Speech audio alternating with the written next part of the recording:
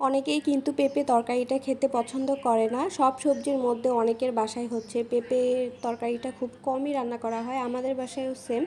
তো পেঁপে তরকারি একদম আমাদের বাসায় কেউই পছন্দ করে না, তবে এভাবে যদি আমি রান্না করি সবাই কিন্তু অনেক মজা করে খেয়ে নেয়। আসসালামু আলাইকুম সবাইকে, আশা করি সবাই খুব ভালো আছেন।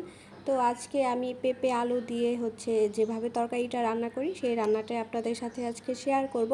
প্রথমে হচ্ছে আমি পেঁপে আলু একসাথে একটু ভেজে নিলাম। তো একটু হলুদ আর একটু লবণ দিয়ে আমি পেঁপে আর আলুটা একসাথে ভেজে নিয়েছি। এখন হচ্ছে আমি কড়াইয়ে তেল দিয়েছি, সাথে পেঁয়াজ কুচিটা কিছুক্ষণ ভাজা হয়ে যাওয়ার পর এখানে আমি রসুন বাটা দিয়ে দিব। রসুন বাটাটাও কিছুক্ষণ ভাজবো। তারপরে হচ্ছে এখানে মশলা কষানোর জন্য পানি দিয়ে দিব, আর তারপরে সব মশলাগুলো দিয়ে দিব। হলুদ গুঁড়ো, মরিচ, জিরা, আর হচ্ছে জিরা গুঁড়ো, ধনিয়া গুঁড়োও দিয়েছি আমি, আর সাথে লবণ দিয়েছি পরিমাণ মতো। তো মশলাটা কিছুক্ষণ কষানোর পরে হচ্ছে এখানে যে আমি পেঁপে আর আলুটা ভেজে রেখেছিলাম সেটা এখানে দিয়ে দিব। তো কিছুক্ষণ আমি কষিয়ে নিব সবজিগুলো। তারপরে হচ্ছে এখানে আমি মুগ ডাল দিব। তো মশারির ডালও দেওয়া যায়, কিন্তু আমি এখানে আজকে মুগ ডাল দিয়েছি।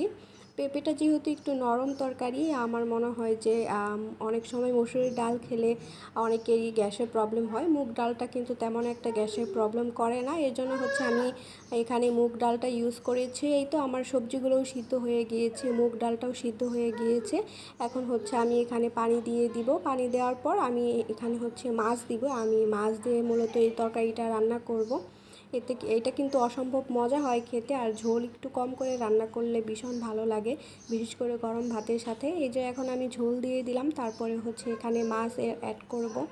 অনেকেই কিন্তু হচ্ছে পেঁপে ভাজিটা খেতে পছন্দ করে, আমার কাছে পেঁপে ভাজিও ভালো লাগে, আবার দেখা যায় যে ঝোল তরকারিও ভালো লাগে।